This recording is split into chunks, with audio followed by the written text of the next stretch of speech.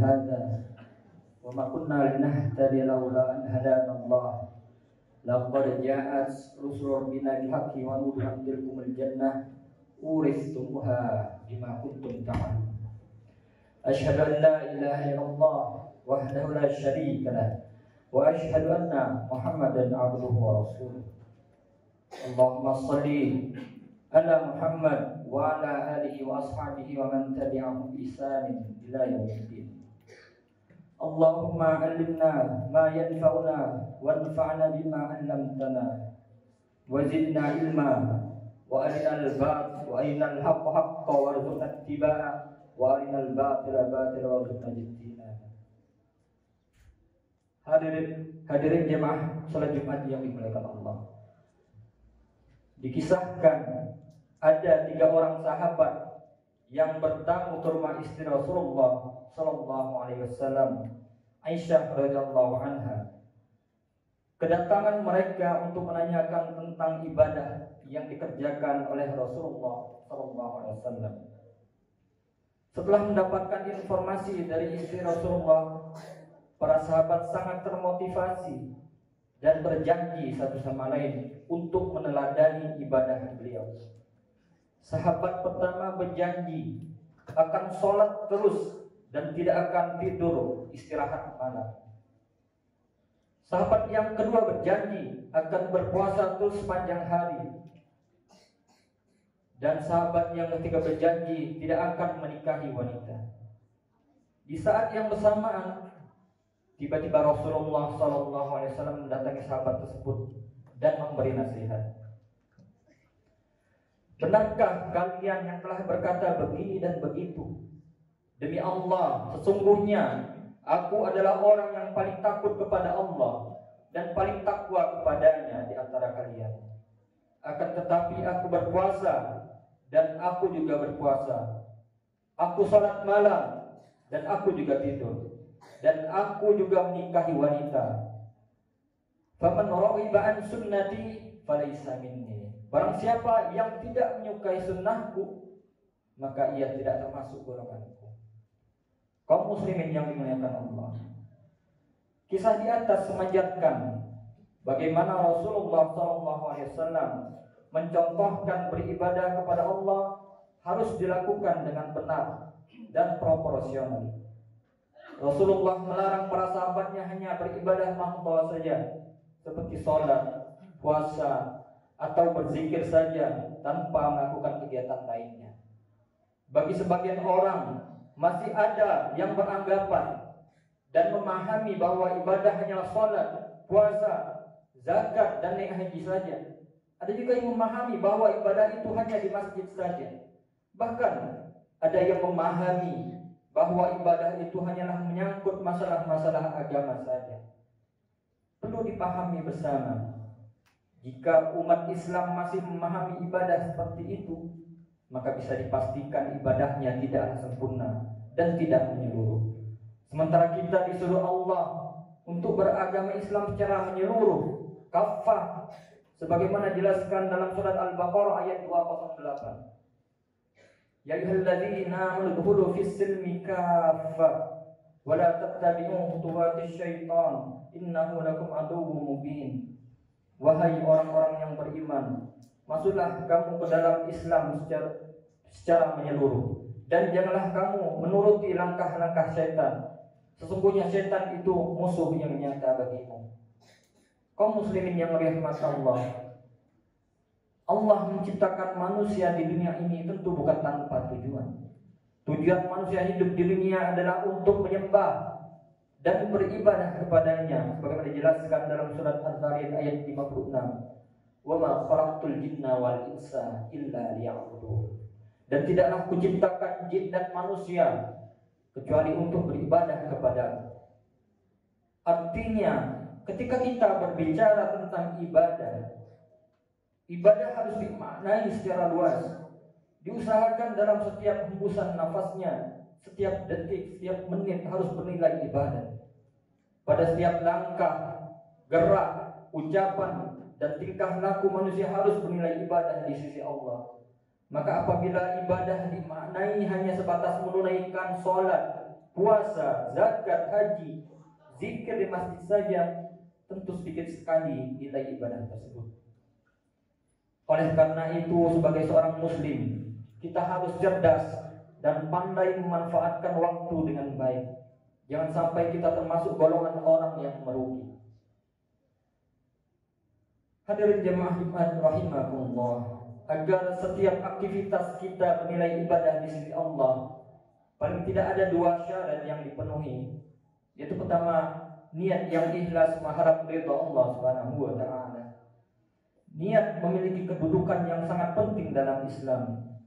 Niat adalah tolak ukur suatu amalan. Niat adalah perkara hati yang urusannya sangat penting. Seseorang bisa naik derajat siddiqin dan bisa jatuh ke derajat yang paling bawah disebabkan karena niatnya. Untuk itu diterima atau tidaknya suatu amalan tergantung dari niatnya.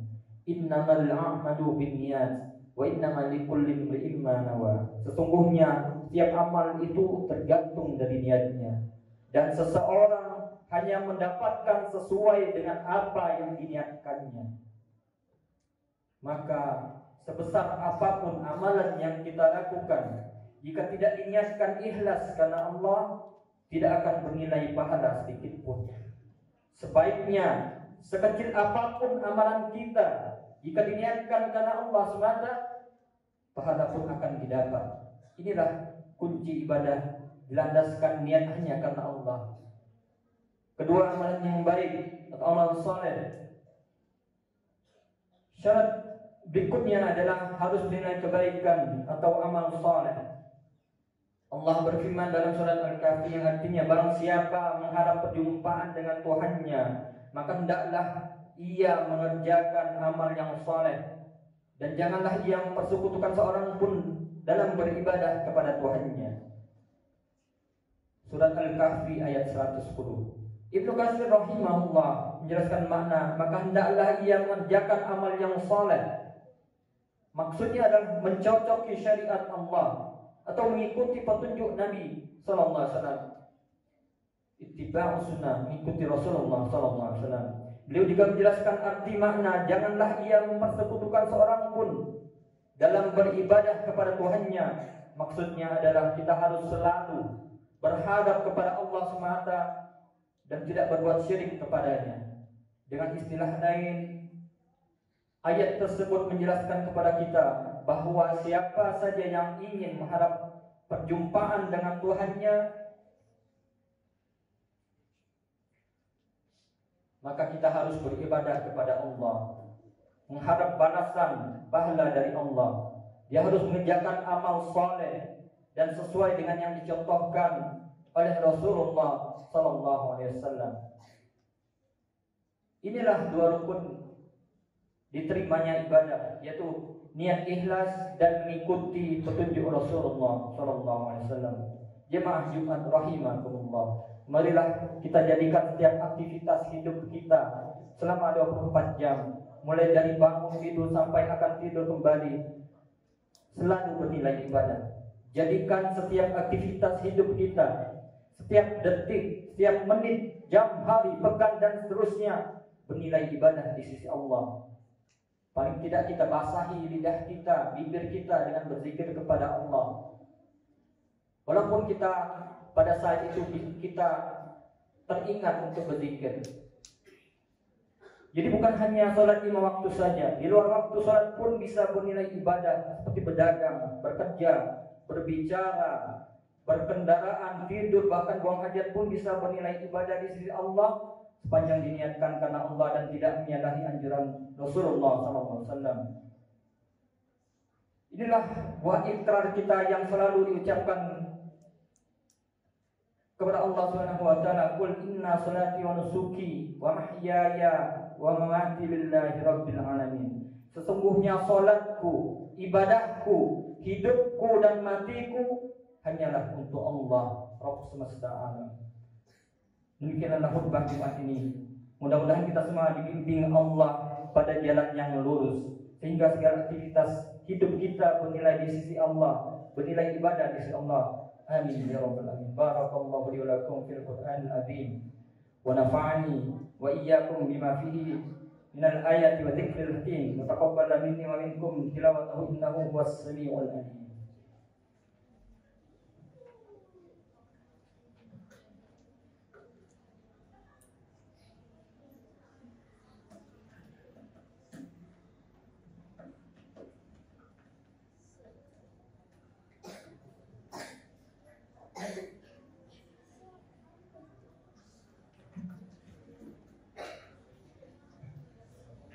Alhamdulillah hamdan katsiran thayyiban barakan fihi barakan alaihi kama yuhibbu rabbuna wa yardah. Wa asyhadu an la ilaha illallah wa la syarika lahu wa asyhadu anna Muhammadan abduhu wa rasuluh. Masyiral muslimin rahimakumullah. Bahkan termasuk perkara-perkara yang Allah bolehkan kepada hambanya bisa menjadi ibadah jika niatnya baik.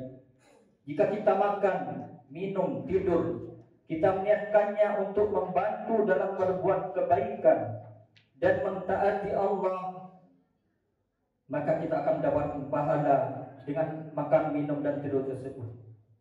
Dalam Sahih Al-Bukhari bahwa Abu Dzar radhiyallahu anhu bertanya kepada Mu'adz bin Jabal tentang membaca Al-Quran. Maka Abu Dzar berkata, yang artinya aku tidur di awal malam, kemudian aku sholat di pertengahan atau di akhir malam. Aku telah tidur di sebagian malam, kemudian aku membaca apa yang Allah perintahkan kepadaku dalam sholat. Aku berharap pahala dengan tidurku, sebagaimana aku berharap pahala dengan sholatku. Jadi Abu Dzar niatkan tidurnya untuk membantunya dalam sholat malam, agar dia bisa melaksanakan sholat malam, agar tidak ngantuk dan konsentrasi dalam sholat. Dengan demikian tidur bisa mendapatkan pahala, makan bisa mendapatkan pahala. Jika kita niatkan untuk ketaatan, untuk beribadah kepada Allah, agar kita ketika melaksanakan ibadah dari sholat, kita tidak lemas dalam melaksanakan sholat atau ibadah lainnya dengan kita makan tadi. Begitu juga minum, jika diniatkan untuk membantu buat kebaikan, yang artinya bahwasanya semua kegiatan sehari-hari yang kita lakukan jika dijadikan sebagai sarana untuk membantu melaksanakan ketaatan atau ibadah kepada Allah Subhanahu wa taala, maka aktivitas dan perbuatan tersebut bisa mendatangkan pahala di sisi Allah Subhanahu wa taala. Innallaha wa malaikatahu yusholluna 'alan nabi. Ya ayyuhalladzina amanu shallu 'alaihi wa sallimu taslima. Allahumma shalli 'ala Muhammad wa 'ala ali Muhammad kama shallaita 'ala Ibrahim wa 'ala ali Ibrahim innaka Hamidum Majid. Wa barik 'ala Muhammad wa 'ala ali Muhammad kama barakta 'ala Ibrahim wa 'ala ali Ibrahim innaka Hamidum Majid. Allahumma ighfir lil muslimina wal muslimat wal mu'minina wal mu'minat al ahya'i minhum wal amwat innaka sami'un qaribun mujibud da'wat. Rabbana la tuzigh qulubana ba'da idh hadaytana wa hab lana min ladunka rahmah innaka antal wahhab. Allahumma inna nas'aluka al-huda wat tuqa wal afafa wal ghina. Rabbana hab lana min azwajina wa dhurriyyatina qurrata a'yun waj'alna lil muttaqina imama. Rabbana atina fid dunya hasanah wa fil akhirati hasanah wa qina adzaban nar. Wa akhiru da'wana alhamdulillahi rabbil alamin.